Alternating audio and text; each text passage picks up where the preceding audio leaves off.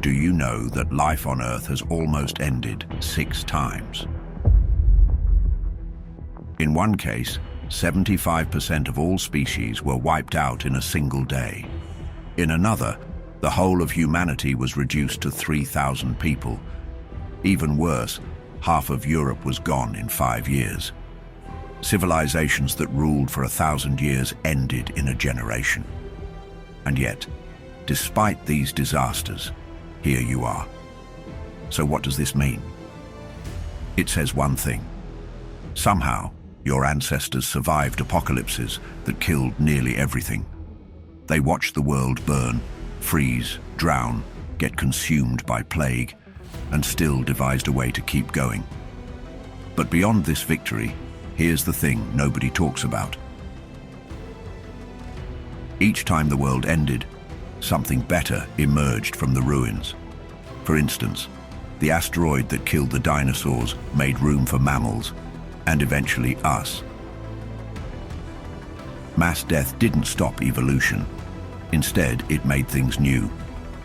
So today, we're taking you on a journey through deep time, starting 66 million years ago with a rock from space and moving forward through every major apocalypse that reshaped life on this planet.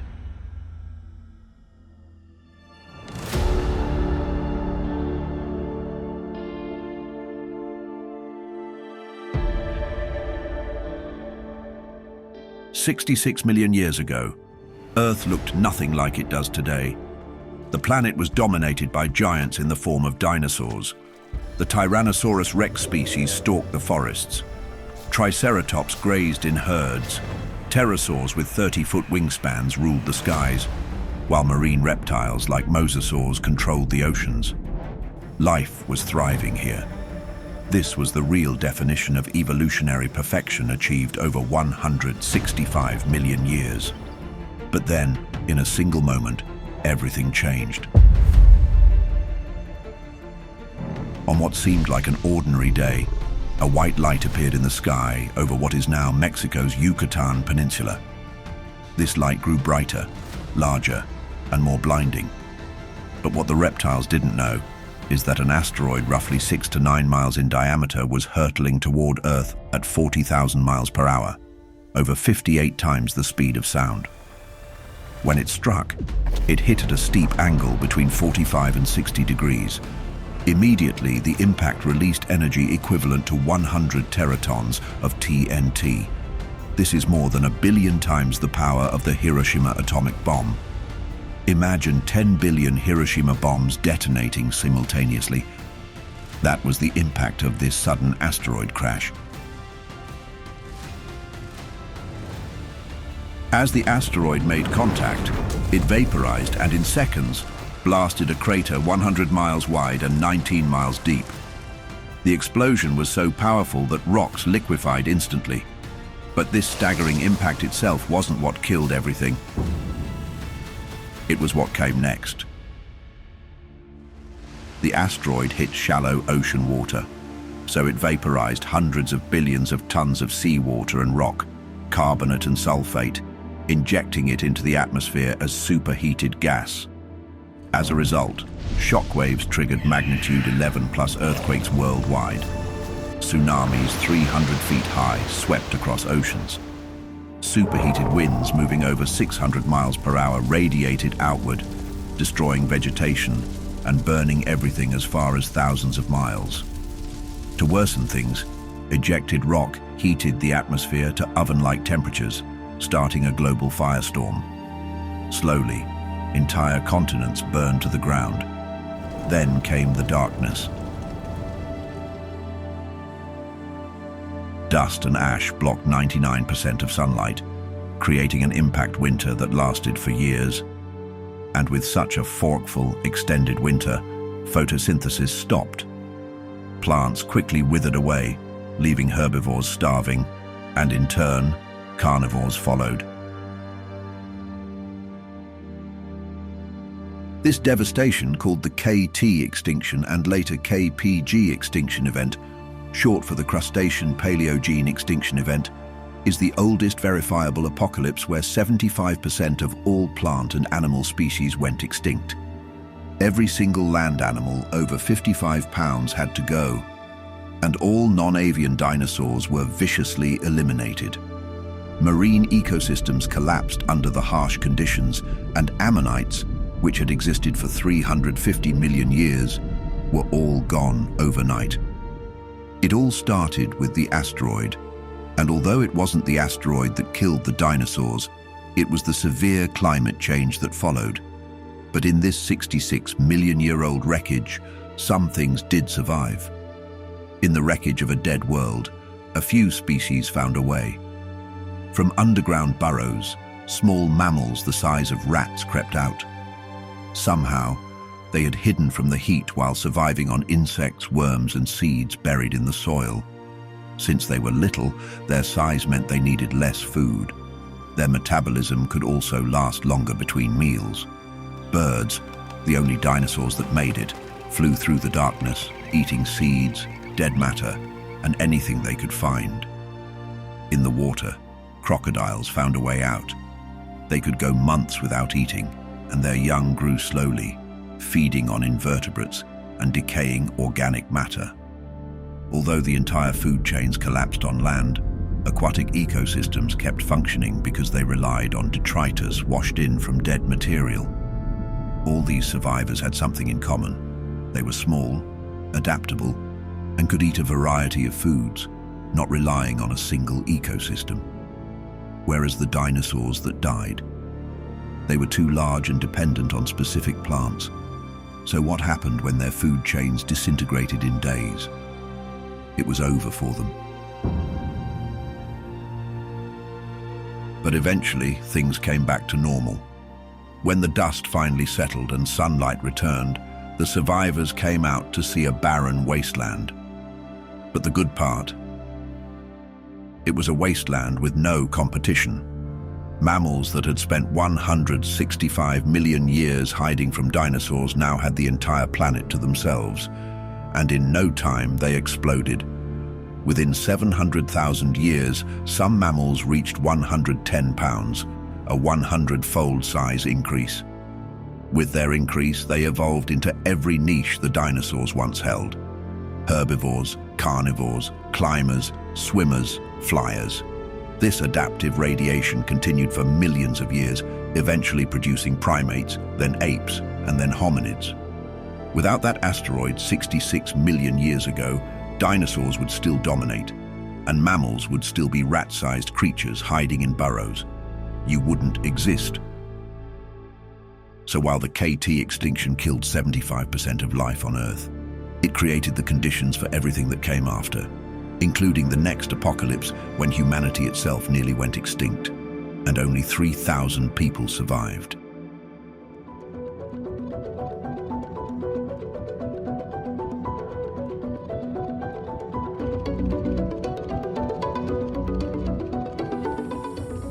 The mammals inherited an empty world, yes. Over millions of years, they evolved into thousands of species, including us. But 74,000 years ago, humanity itself nearly went extinct. And it all happened at Mount Toba on the Indonesian island of Sumatra. For thousands of years, pressure had been building beneath the surface as magma accumulated in a massive chamber deep underground. Then, approximately 73,880 years ago, it exploded. To explain the scale, this eruption achieved a volcanic explosivity index rating of 8, which is the maximum on the scale. For comparison, Mount St. Helens in 1980 rated a 5. Toba was 1,000 times more powerful. 1,000 times. Upon explosion, the volcano ejected an estimated 2,800 cubic kilometers of rock and ash into the atmosphere. About 2,000 cubic kilometers of this catastrophic vomit flowed across the ground as pyroclastic material moving at 320 kilometers per hour. The worst part? It was as hot as 1,100 degrees Celsius. Imagine this touching the skin of a human. Anyone in its path immediately met their end. But that was not all. Another 800 cubic kilometers shot into the sky as ash, spreading across 40 million square kilometers, roughly 7.5% of Earth's entire surface. Due to this ash shot, India was buried under 10 to 15 centimeters of ash. The Arabian Sea, South China Sea, and Central Indian Ocean Basin all received significant deposits.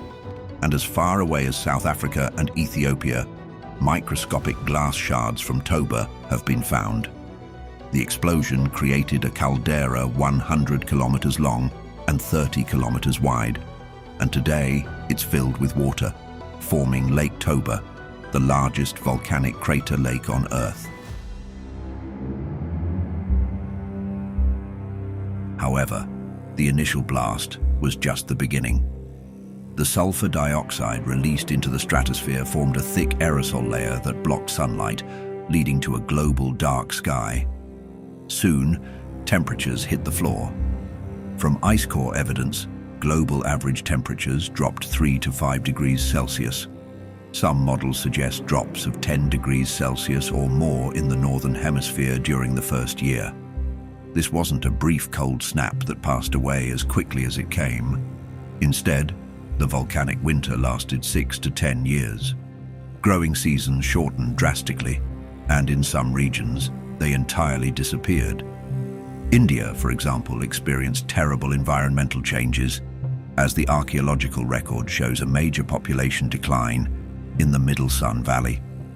Due to the impact, Southeast Asia became largely uninhabitable. Even areas far from the eruption suffered, so much so that tree ring data confirms that plant growth nearly stopped worldwide during this period.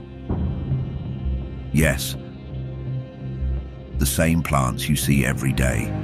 74,000 years ago, it was a different story.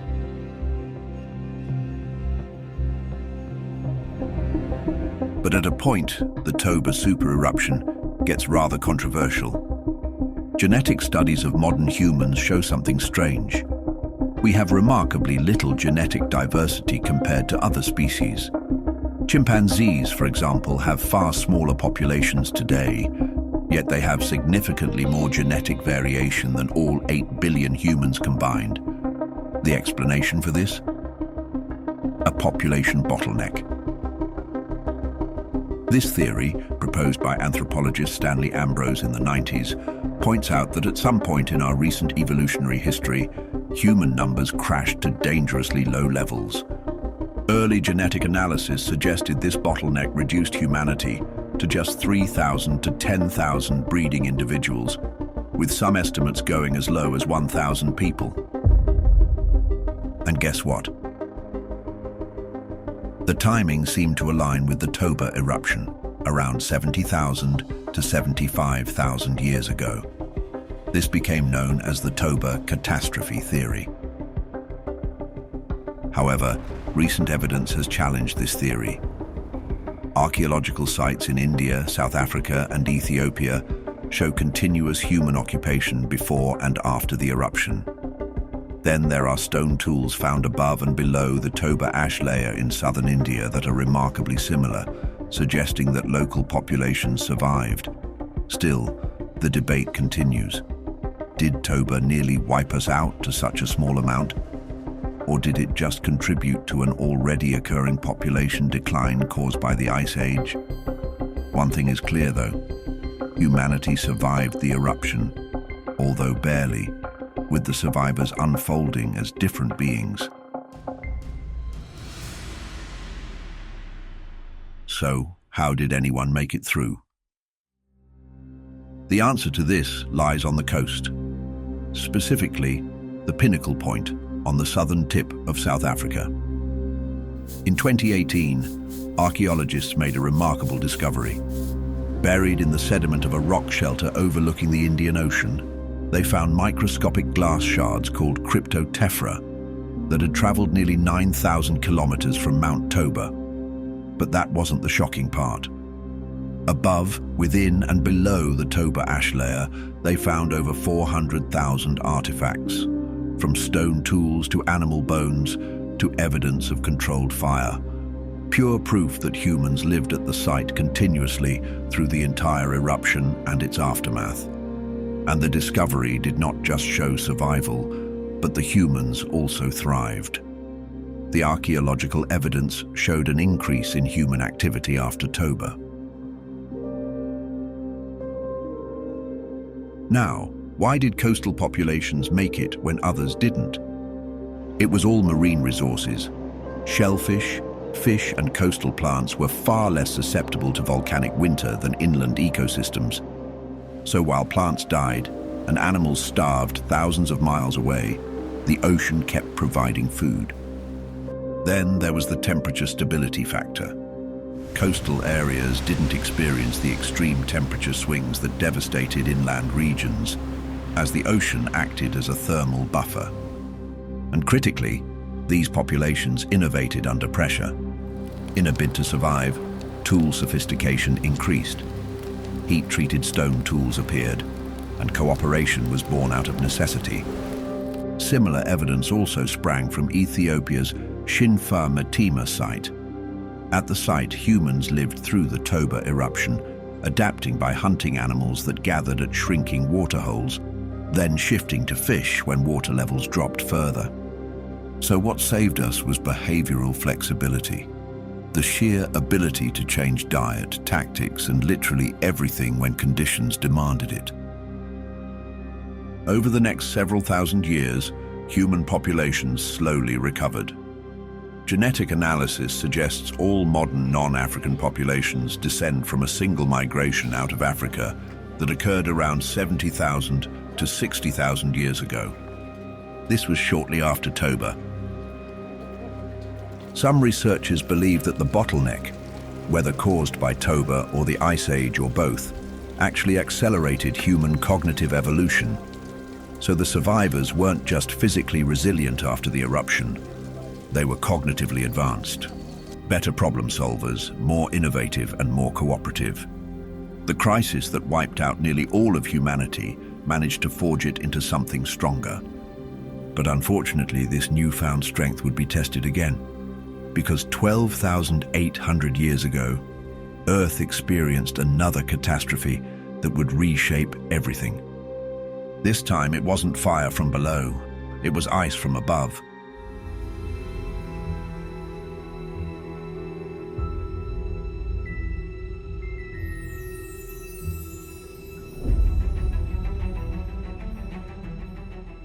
Humanity survived Toba through adaptation and innovation. Over tens of thousands of years, populations recovered. Humans spread across the globe. By 13,000 years ago, they'd reached every continent except Antarctica. Then Earth tried to kill us again. Around 14,700 years ago, temperatures had been rising for thousands of years. The massive ice sheets covering North America and Europe were finally melting, and Mother Earth was warming. This meant one thing. The Ice Age was ending, until it wasn't.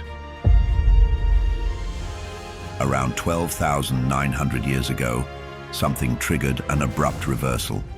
Within decades, possibly within a single year, temperatures dropped. This was the Younger Dryas event. Ice core data from Greenland shows the speed of this collapse. In central Greenland, temperatures dropped 9 to 14 degrees Celsius in less than a year.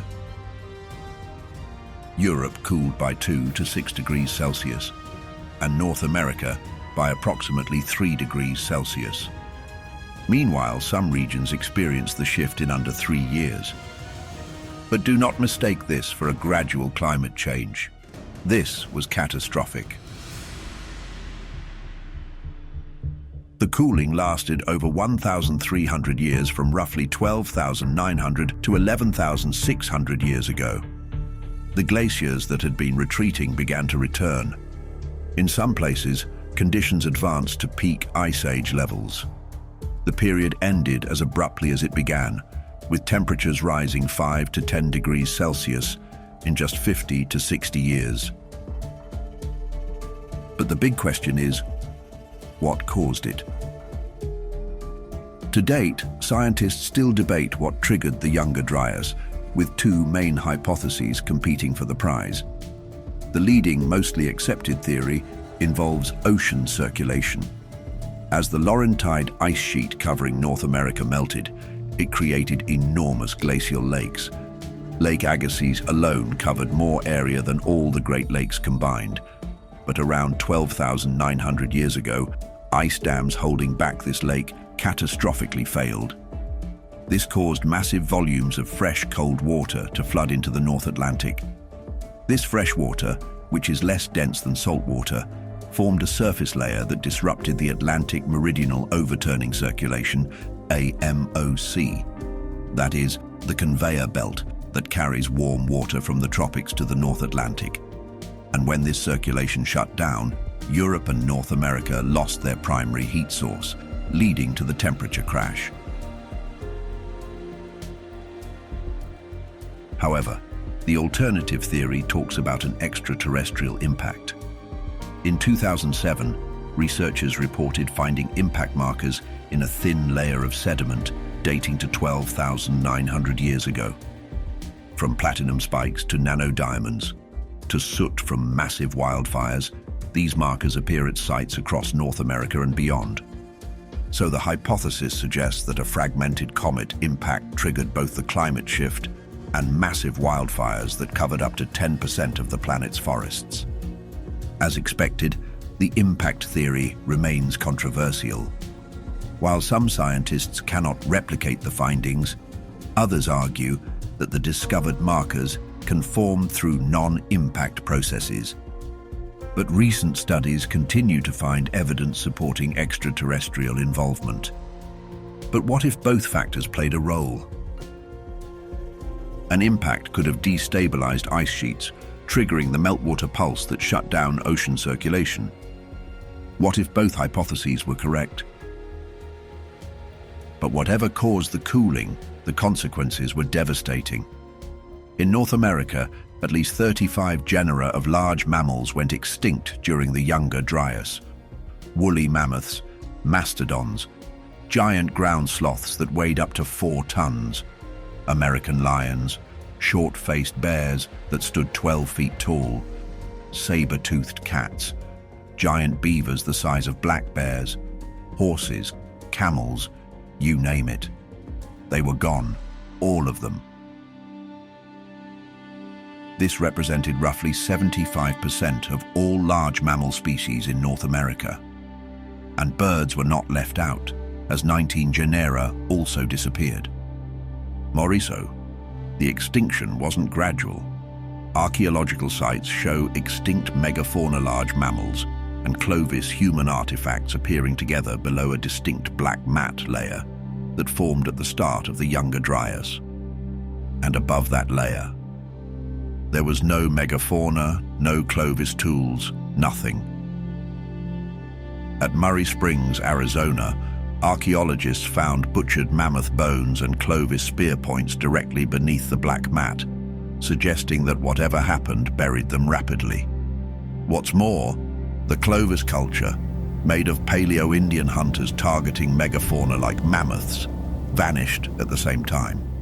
When the big game disappeared, their specialized big game hunting lifestyle became impossible. While plant diversity crashed during the Younger Dryas, it recovered afterward. But animal diversity never recovered. The megafauna were simply gone. Was it climate change, human hunting, or impact? The debate continues. Most likely all three factors combined to deliver the final blow to a species that had survived for millions of years. But the Younger Dryas did not only freeze the planet. When it ended 11,600 years ago, it created something far more catastrophic. All that ice had to go somewhere, right? This transition out of the Younger Dryas was as rapid as its onset. Within 50 to 60 years, temperatures rose 5 to 10 degrees Celsius, and the ice sheets that had been advancing for over a millennium suddenly began melting at a striking rate. During the Younger Dryas, sea levels had dropped approximately 400 feet during peak glaciation, exposing an additional 10 million square miles of land. equivalent to Europe and China combined. Now, in what geologists call meltwater pulses, that water came rushing back. Around 11,000 years ago, meltwater pulse 1b raised global sea levels by 25 feet in just 160 years. Some estimates even suggest rates as high as 40 millimeters per year during peak melting. That is, fast enough to observe coastal changes within a single human lifetime. From here, Doggerland, the landmass connecting Britain to continental Europe, began disappearing beneath the North Sea. Then the Persian Gulf basin flooded. Mediterranean coastlines retreated inland, and coastal settlements that had existed for thousands of years vanished underwater. But there is more. Around 7,600 years ago, another catastrophic event occurred: the Black Sea deluge. The Mediterranean Sea broke through natural barriers and flooded into the Black Sea basin with flows estimated at 752 million cubic feet per second. That's 200 times the volume of Niagara Falls. Settlers living along the fertile shores of what had been a freshwater lake fled to higher ground as the waters rose rapidly, with possibly 6 inches per day in some areas. What if the Younger Dryas event is what led to the flood myths? It makes sense now. Over 200 flood legends exist across cultures worldwide, from the biblical Noah and the Ark, to Utnapishtim in the Epic of Gilgamesh, to Manu in Hindu texts, Deucalion in Greek mythology, Nuwa in Chinese legends, Aztec, Aboriginal Australian, Native American, all describing the same event. They talk about a sudden catastrophic flooding where waters covered the land, leaving few survivors. They describe the mode of escape as boats or arks. Animals were saved in pairs, and they landed on mountaintops. From here, humanity began again. These weren't random myths invented independently. What if they were cultural memories of real events? The rapid sea level rise following the Younger Dryas was possibly retold orally for thousands of years before being written down. The Epic of Gilgamesh, written around 1800 BCE, describes floods that reached heaven. The Genesis account, recorded later, also parallels it in remarkable detail. Hindu texts describe Manu being warned of impending floods and building a boat. Same story, different cultures, because it actually happened. Now, the megafauna were gone. The coastal lands were flooded, and everything humans had known for thousands of years had changed after the Younger Dryas. So they adapted in the most radical way possible. They stopped hunting and started farming. Around 10,000 BCE, in the Fertile Crescent of the Middle East, humans began to deliberately plant seeds: wheat, barley, and lentils. Instead of following migrating herds, they stayed in one place and grew food. This was the Neolithic Revolution, and it changed everything, as agriculture meant surplus food.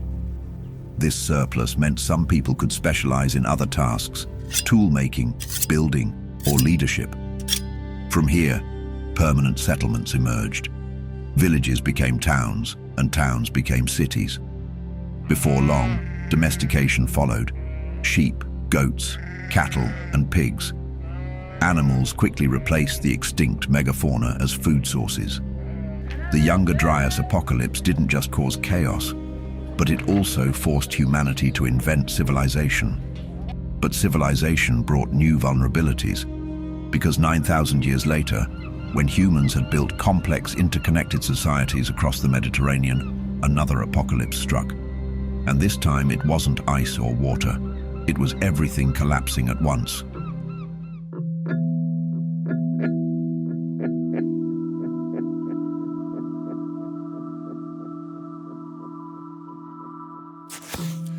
Civilization recovered from the Younger Dryas quite all right. And over the next 10,000 years, humans built something outstanding. We're talking about complex societies, international trade, written language, empires. By 1200 BCE, the Eastern Mediterranean had become the world's first globalized network. Interconnected, sophisticated, and powerful. And then, in less than a century, almost all of it collapsed. The late Bronze Age Mediterranean was not just advanced. It was interconnected in ways that wouldn't be matched until the modern era. Trade networks spanned over 2,000 miles. Egyptian gold flowed to Mesopotamia. Cypriot copper supplied the entire region, while Anatolian grain fed populations thousands of miles away. Tin from Afghanistan combined with copper to make bronze, which was the defining technology of the age. But the political relationships were equally complex. The Amarna letters, diplomatic correspondence discovered in Egypt, unveiled a sophisticated great powers club. Beyond Egypt there was the Hittite Empire, Mycenaean Greece, Cyprus, Babylon, and Assyria, and they all conducted diplomacy like modern nations. For instance, King Hammurabi II of Babylon wrote to the Egyptian pharaoh requesting gold. "Gold is as dust in your land." The Hittite king complained about late wedding gift payments, and the king of Al-Ashir, now known as Cyprus, sent copper and received grain in return. This was pure global economics. Multiple writing systems also existed simultaneously. In Greece there was Linear B and cuneiform in Mesopotamia. Each civilization maintained scribes, archives, and bureaucracies. It was prosperity built on interconnection, but around 1250 BCE, multiple disasters struck one after another. The first disaster: drought. From across the Mediterranean, tree ring evidence confirms a mega-drought that lasted decades. From 1198 to 1196 BCE, juniper tree samples from Anatolia show severe dry periods where Dead Sea water levels dropped over 50 meters. It was so severe that Palmer Drought Index reconstructions suggest conditions worse than anything seen in modern times. As a result, crops failed and famine spread rapidly. As a leading piece of evidence, Egyptian records from Pharaoh Merneptah's reign, 1213 to 1203 BCE, mention sending grain shipments to the Hittites. This says one thing: their agricultural system was collapsing. Then came the earthquakes. Not single events, but clusters of major earthquakes striking repeatedly over decades. Archaeological evidence shows cities like Mycenae, Tiryns, and Troy were destroyed by earthquakes, rebuilt, and then destroyed again. Ugarit in Syria also screams clear earthquake damage. The Hittite capital Hattusa was not left out either. But the disaster just began. Next up was the invasions. Groups called the Sea Peoples by Egyptian records began attacking throughout the Mediterranean. Multiple confederation groups, the Peliset, Sherdun, Lucca, Cheka, Weshesh, Denyen, and others, moving in by land and sea. Egyptian records describe them arriving in their isles with families, belongings, and livestock. Now, these weren't just raiders, they were mass migrations fleeing from disasters in their own land. Around 1177 BCE, Pharaoh Ramesses III faced a massive Sea Peoples invasion. This was called the Battle of the Delta. In the end, Egypt won, but the cost was devastating. But remember, it all started with the collapse, which begs the question: what caused the collapse? Here's the critical point. None of these disasters was new. Mediterranean civilizations had survived droughts before. They'd survived earthquakes. They'd repelled invaders, but never all at once, and not at a point when they were so deeply interconnected. First, the drought disrupted agriculture. The resulting food shortages then triggered migrations. The migrations became invasions. To win and make their place in the new land, invaders cut trade routes. And without trade, bronze production stopped. Without bronze weapons, armies weakened. Unfortunately, weakened states could not maintain order. One failure triggered the next, in a cascading collapse. The same interconnection that was the source of prosperity eventually became the tool of destruction. When one node failed, the failure rippled through the entire network. So the Bronze Age didn't collapse from external shock. It collapsed from systemic fragility. The effects of this collapse were just as devastating. Within 50 years, approximately 90% of late Bronze Age settlements in the Eastern Mediterranean were destroyed or abandoned. The Mycenaean civilization vanished entirely. Cities like Pylos, Tiryns, and Mycenae itself burned to the ground and were never reoccupied.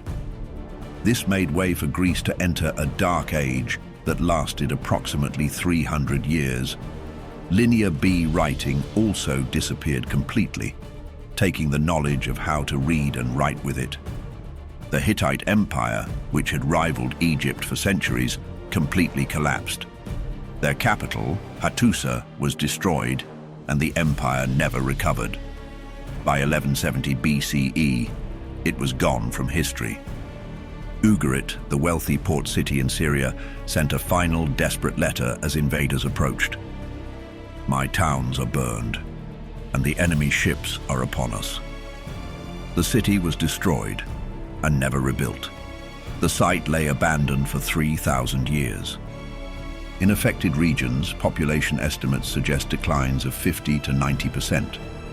In Greece, settlements that supported thousands now housed dozens, while in Anatolia, vast areas became depopulated wastelands. Writing systems like the Hittite cuneiform vanished. Entire languages died with no one left to speak them.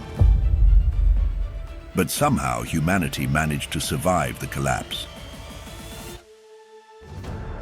Egypt survived, although just by a hair's breadth. Pharaoh Rameses III claimed victory over the Sea Peoples around 1177 BCE. But that victory was hollow, as Egypt lost its territories in Canaan and the Levant. Egypt's golden age was officially over. The Assyrians in Mesopotamia weren't directly affected by the invasions, but the collapse of the trade network hurt them too. They weakened temporarily before eventually becoming the region's dominant power. Small communities survived, mountain villages, island populations, and groups that were not dependent on palatial economies. The Phoenicians, who had been Canaanite coastal traders, filled the power vacuum. They became the Mediterranean's new maritime traders. And archaeologically, the Israelites appear in the historical record during this period, emerging in the hill country of Canaan as the empires collapsed around them. However, the Bronze Age didn't just collapse, it was replaced, because bronze required tin, which was rare and had to be imported from distant sources like Afghanistan. When trade networks collapsed, bronze production stopped. Armies couldn't make weapons, and farmers couldn't make tools. But iron ore was everywhere, local and abundant, and thankfully the Hittites had been developing iron-working technology before their collapse, so that knowledge quickly spread. Iron weapons were superior, harder, and more efficient. Most importantly, iron didn't require a globalized trade network, and so the Iron Age began, forced by the collapse to adapt technologically. The Phoenicians developed and spread a revolutionary new alphabet, simpler than cuneiform or hieroglyphics. It spread to Greece and eventually became the basis for Western alphabets. Smaller city-states replaced vulnerable empires, and political fragmentation meant more resilience and less complexity. The lesson was learned. Interconnected systems are fragile. But humanity was about to face another test, because 1,700 years later, another cascading failure would prove that we'd learned nothing. The late Bronze Age apocalypse was bad, But 536 AD was worse than any natural disaster in recorded history. It was so bad that it was tagged the worst year to be alive.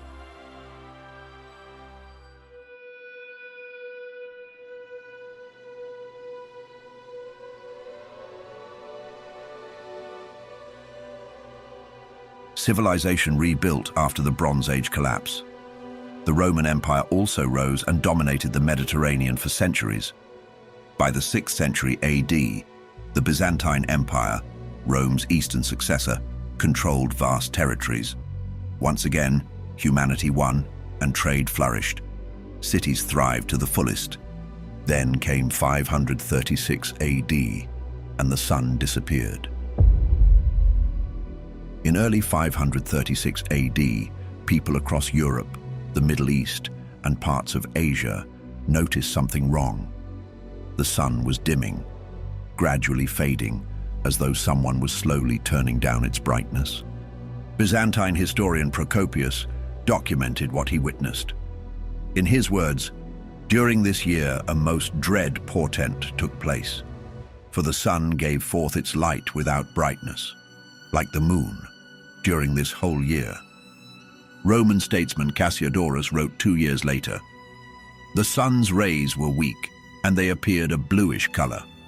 At noon, no shadows from people were visible on the ground." This dimming lasted 18 months. Every morning, people woke to a sky that looked overcast. The sun that once shone brightly became a pale disk barely visible through thick atmospheric haze. Even at midday, the world existed in twilight. Chinese records describe summer snow, while Irish chronicles note that the sky turned a sickly yellow. Even Syrian accounts mention the sun shining feebly for over a year. Tree ring data confirms the accounts. Growth rings from 536 to 537 AD show trees across Europe barely grew at all. This is evidence that photosynthesis nearly stopped. In 2018, scientists analyzing ice cores from a Swiss glacier finally identified the cause. After discovering microscopic glass particles in ice layers dating to early 536 AD, there was a lead. A massive volcanic eruption in Iceland, possibly at the volcano Elja, had ejected enormous quantities of sulfur dioxide and ash into the stratosphere. The particles formed an aerosol veil that circled the globe, reflecting sunlight into space. Then, in 540 and 547 AD, more eruptions followed, extending the cooling. Global temperatures dropped 1.5 to 2.5 degrees Celsius. In Europe, summer temperatures fell by as much as 2.5 degrees Celsius below normal. From here, the decade from 536 to 545 AD became the coldest in 2,300 years. This was climate change happening in real time, triggered by volcanic activity humans couldn't control. But this volcanic winter was only the beginning. Next up was the famine. Across the northern hemisphere, crops began to fail. In Europe, the summers became too cold for grain to ripen. The weather caused growing seasons to be shortened to the point where agriculture became impossible in many regions. For instance, Irish annals recorded a failure of bread from the years 536 to 539. And the Yellow River in China froze during summer, a clear impossibility under normal conditions. Widespread starvation followed. It was so bad that accounts describe parents abandoning children they couldn't feed. Some sources even mention cannibalism in regions where things got desperate. And since food became more valuable than gold or silver, economic systems hit the rocks. In no time, political stability crumbled. Without food, populations couldn't sustain armies, governments, or social order. The crisis weakened empires that had stood for centuries. But the darkness and famine were just the beginning. 5 years later, in 541 AD, something far worse arrived. A plague that killed up to half the world's population.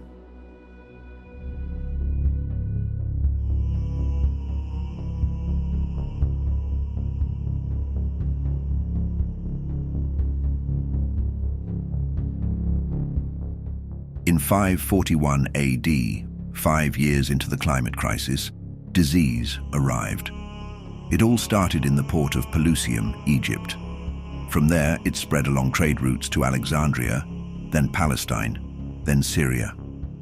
By the spring of 542 AD, it reached Constantinople, the Byzantine Empire's capital and the largest city in the world. And behind this disease was a gram-negative bacterium called Yersinia pestis. This bacterium caused the deadly bubonic plague. Affected victims developed painful swellings called buboes in their lymph nodes and groin, armpits and neck. The swellings grew to the size of apples. Black spots appeared on the skin as blood vessels ruptured. There was fever, delirium, and vomiting of blood. Death came within 2 to 7 days. Contemporary historian Procopius documented the horror. The plague at its peak reached 5,000 deaths per day, then 10,000 and even more. Bodies piled up faster than they could be buried. Constantinople ran out of burial space. Justinian ordered massive pits to be dug outside the city walls. When those were filled, corpses were stuffed into the towers of the city fortifications. Others were loaded onto ships, pushed into the Sea of Marmara, and set ablaze. Emperor Justinian himself contracted the plague but survived, standing as one of the few who did. If you wonder how it became this bad, remember where it started. The volcanic winter had weakened populations for years. Malnutrition made people vulnerable to disease, so it was easy for the plague to thrive in these conditions. Rats and fleas carrying the bacteria multiplied in abandoned grain stores, while human movement via trade routes spread it faster than any previous disease. Since the famine created the perfect conditions, the plague delivered the killing blow. How devastating was the bubonic plague? Modern estimates suggest 25 to 50 million deaths from the plague alone during the first outbreak, 541 to 549 AD. Some scholars even estimate higher. At the time, the world population was approximately 200 million, meaning the plague killed 13 to 26% of all humans alive. Combine this with famine deaths over the previous 5 years, and total mortality may have reached 50% globally. Constantinople alone lost 40% of its population, while some cities fared worse. The worst part? The plague continued returning in waves for another 200 years, preventing full recovery. The Byzantine Empire never fully recovered. Justinian had been reconquering the Western Roman Empire when plague struck. His armies had retaken North Africa, southern Spain, and most of Italy by 540 AD. But plague devastated his forces. The reconquest stalled permanently. Europe entered the early medieval period while classical urban culture declined. Literacy rates dropped and economic complexity decreased. Then a century later, Islam emerged in Arabia and rapidly expanded into the power vacuum left by the weakened Byzantine and Persian empires. The medieval world was born directly from these ashes, but the plague wasn't done with humanity, because 800 years later, it returned deadlier than anything the 6th century had seen, and this time, it ended half of Europe.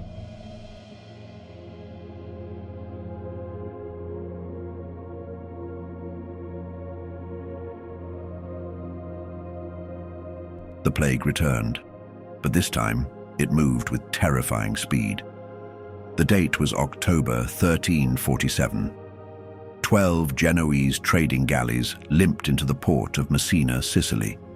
The ships had fled from Kaffa in Crimea, where Mongol forces besieging the city had catapulted plague-infected corpses over the walls. But when the ships docked, the people of Messina discovered a horror. Most sailors aboard were dead. Those still alive were gravely ill, covered in black boils that oozed blood and pus, burning with fever and coughing blood. Sicilian authorities ordered the death ships out of the harbor immediately. But by then, it was too late. The rats had already scurried down the mooring ropes. The disease was Yersinia pestis, the same bacterium that caused the plague of Justinian 800 years earlier. But this strain spread faster. It had two primary forms. The first, bubonic plague, was transmitted through fleas on infected rats. Victims developed painful swellings in the lymph nodes with a terrible mortality rate of 50 to 60%. The second form, pneumonic plague, was spread directly person to person through respiratory droplets. And it was deadlier. Victims coughed blood, struggled to breathe, and died within 2 to 3 days. Mortality rate, 90 to 95%. At the time, no treatment existed. Victims either survived or they didn't.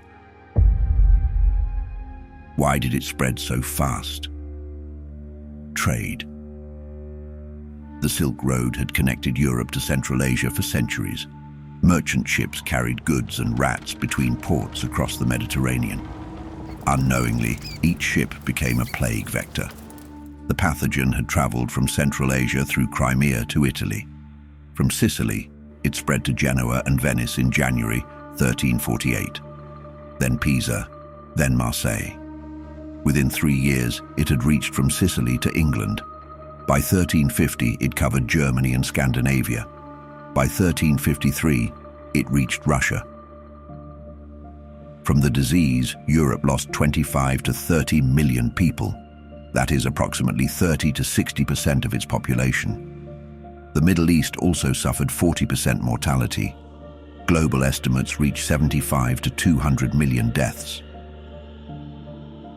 Some cities lost 70 to 80% of their populations. Florence lost 50,000 of its 85,000 residents. Paris buried 800 people daily at peak, and unlike previous plagues, this one kept coming back. Now, fields lay abandoned. Entire villages stood empty. Law and order broke down as those who enforced it died alongside those they governed. But for those who survived, something unexpected happened. Labor became scarce. Suddenly, surviving workers had bargaining power. Before the plague, landowners dictated terms to peasants with no alternatives. But after the plague, peasants could demand triple wages and get them. England's Statute of Labourers, 1351, tried to freeze wages at pre-plague levels. It failed completely. Workers simply left for better-paying lords. Feudalism, which had dominated Europe for centuries, began collapsing. Serfs could now demand freedom, as empty lands meant opportunities. Now merit started to matter more than birth. The plague also sparked radical change. Quarantine procedures were developed, and the concept of contagion was understood, making public health a responsibility. Art flourished. The Renaissance began within a century, and the printing press arrived 100 years later. Population took over 200 years to recover, but survivors had more resources per person, leading to an economic boom. Unable to stop the plague, the Catholic Church lost authority. This made way for the Reformation. Feudalism gave way to modern economic systems. The medieval period ended, and from here, the modern world began. But there is a pattern you need to see. Every apocalypse, from the KT extinction to the 1347 to 1351 Black Death timeline, followed the same arc. After each massive catastrophe, survivors found ways to adapt and create a new world. But if an apocalypse were to happen today, would we be able to recover like the rest? Let us know your thoughts about this in the comments. If you enjoyed this deep dive, drop a like and hit the subscribe button for more. Keep your minds open, and until we meet again.